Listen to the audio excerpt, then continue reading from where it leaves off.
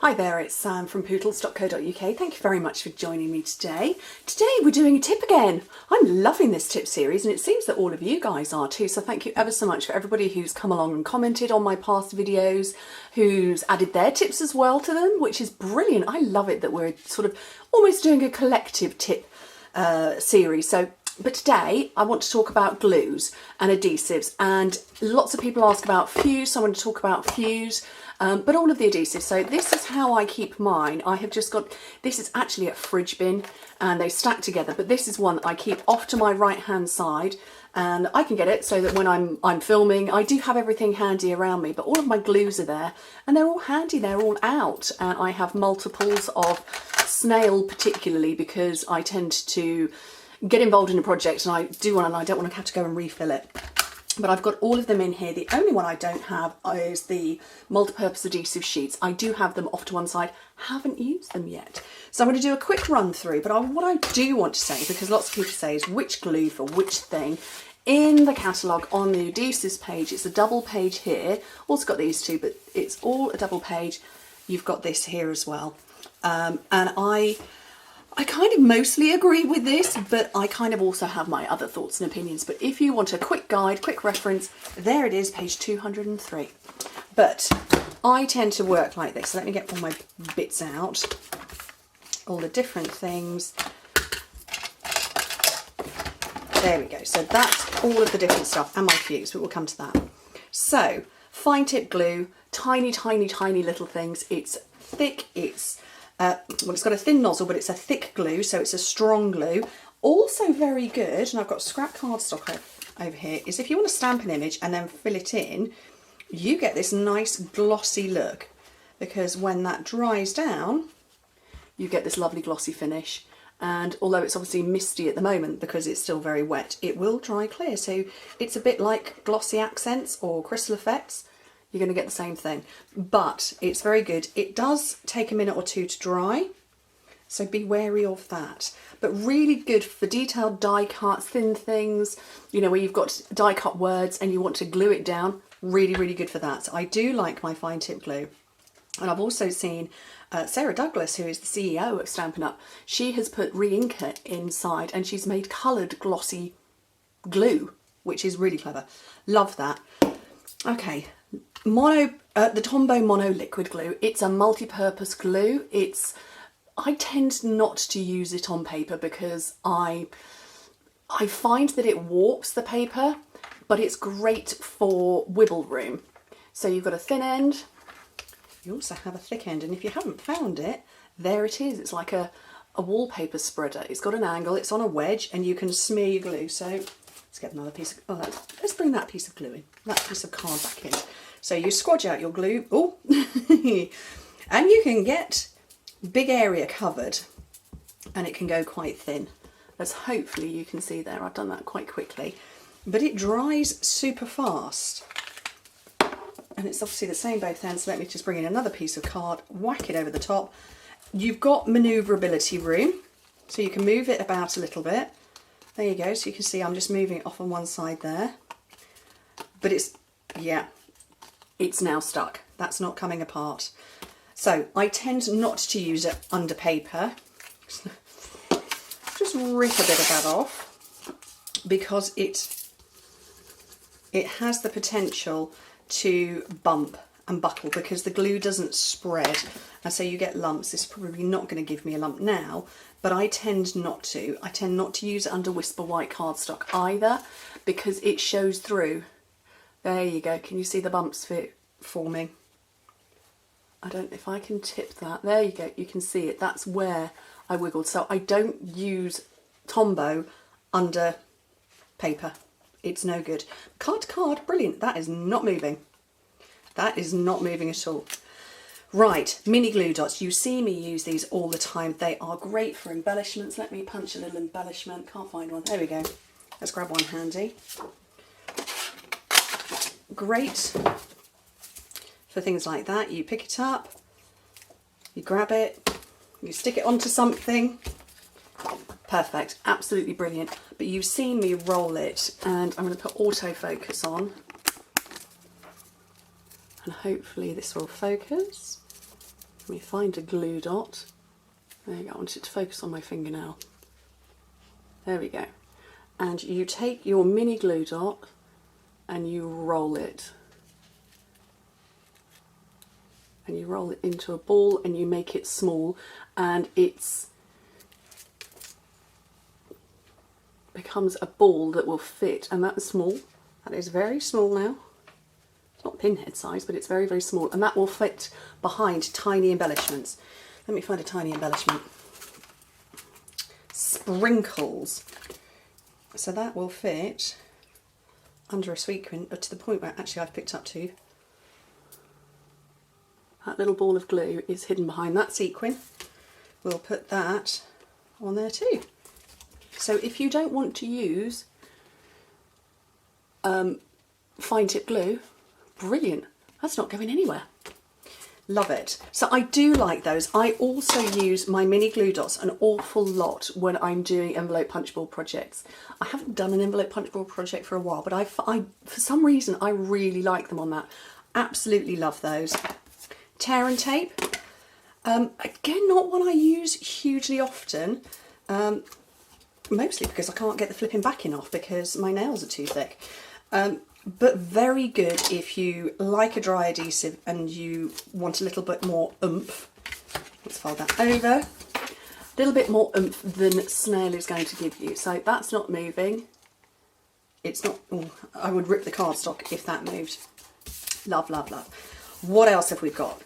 3 types of dimensional adhesive. So we've got the long foam strips, brilliant for shaker cards. They are actually really quite thick. If I compare that to the depth of dimensionals, considerably thicker. So this is the foam strips, those are the dimensionals. Quite a lot thicker, but very good if you've got a large area you want to elevate. I'm not going to stick it down, but yeah, great if you've got a bigger area than your dimensionals will allow. Look, I'm going to take all the edge off there.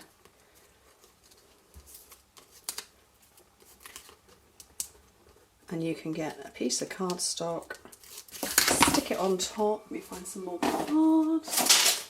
I'm looking for my scraps here.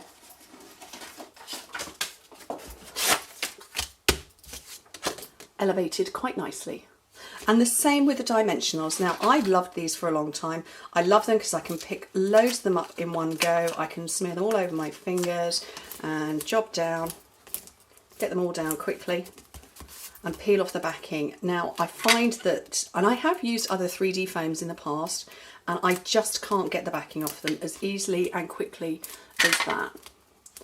So, as she says, can't get the last one off. All the backing's off all of those. I can do that, I can do it quickly, and for me, speed is a big part of what I do. I want to get a job done quickly, I want to get the gluing done quickly.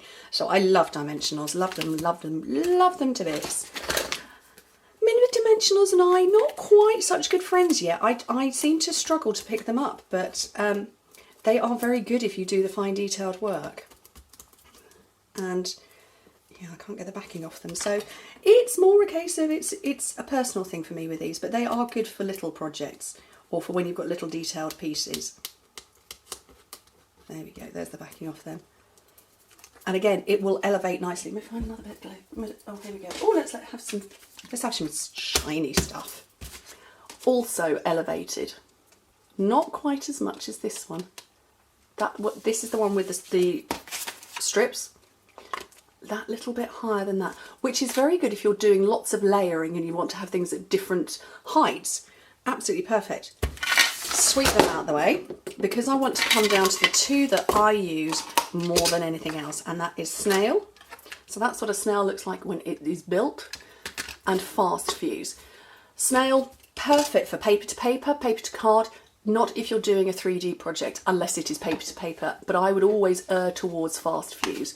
But it's absolutely brilliant. I love the stuff. It's fast, it's quick, you don't need to have any technique to it. You just slap your glue down. There you go, you can see it all there, and it's going to stick. I've heard people say that it doesn't last forever. How long do you want the project to last for? I'm not sure. I've not had problems with things falling off. what you do have is you have a slight bit of room to go, you know what, that wasn't quite in the right place, so I'm going to have another go and lay it back down again. You've got that with Snail that you don't have, and that's why I would say not for a 3D project, and not really if it's going to be card to card in a 3D project, but definitely if you're going to go paper to card or paper to paper. Perfect. So how do you fill one? Well, your refills come like this. You slip out that bit and you pop it in, and you've got holes there and there. One hole there is going to marry up with that one. That one is going to marry up with the one inside the cog, and that's it, done. So it comes with the cover, so your glue is hidden behind, and that's it. It's brilliant. I love it. Oh look, I've got an enamel shape there. Absolutely brilliant. I love that. Would not be without it, and I actually restock my refills in multiples of 10. Final one, fast fuse, the one that has got everybody, and people struggle with it because with Snail you can be as light or as heavy handed as you like. Let me find another bit of card. Here we go. So you can press hard. So I'm pushing quite hard. You can be quite light.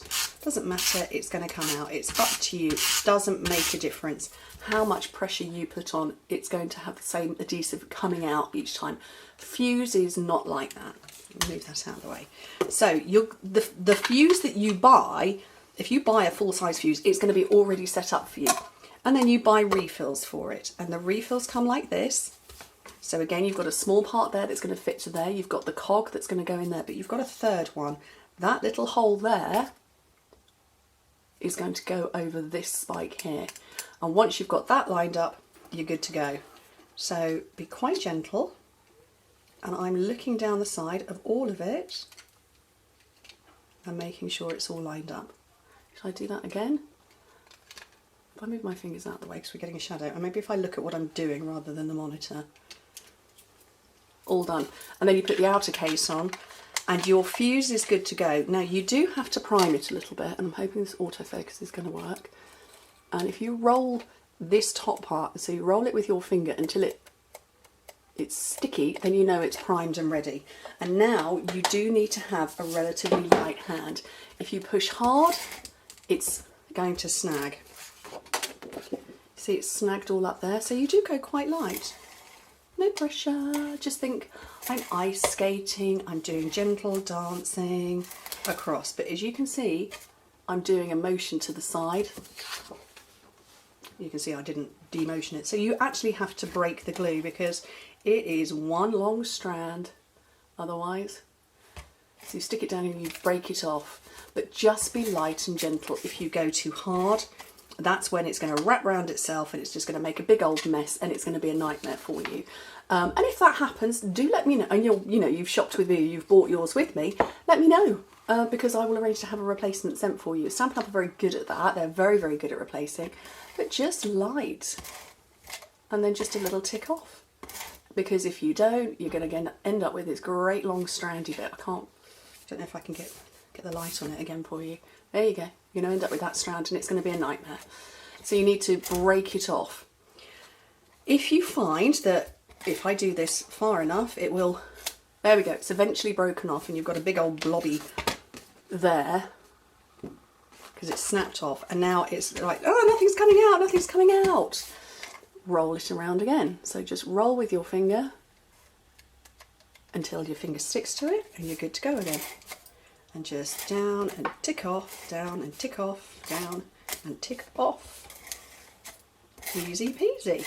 Just don't be too heavy handed. Look at that big old piece of berry burst covered and it's gonna stick with no problem whatsoever. And I am happy to use fuse for card to card for 3D projects with no problem, no worries whatsoever. I think if I wanted to pull it apart, it's gonna make a mess. Love my fuse, but I really do hope that's given you some tips. I don't know if I can film this sideways, but just gentle and tick. Gentle and tick. Gentle and tick. Gentle and tick. And if you find, and mine has started to do it, can you see? It's started to gum itself up there. Dead easy. Take it apart. Take that bit apart. pull off the gluey blob and stick it to something. There's my gluey blob. And the same over here. Maybe stick it to your grid paper. Pop your fuse back in and you will be good to go again with no problems whatsoever. Love fuse, it's worth it. It's worth learning how to use it. Anyway, I really hope that was useful. I hope that was a useful tip video. And as I said before, it's been brilliant, people coming on and adding their comments and thoughts as well. So if you want to add your comments, go for it. I'm looking for my other glues. Love glue, love adhesive, makes life easy. And it's beginning to dry down. That was the glue that I put on before. That was the, yeah, not quite dry. That was the fine tip glue. Anyway, thank you ever so much for joining me. Hope you found it useful and I hope to speak to you soon. Bye.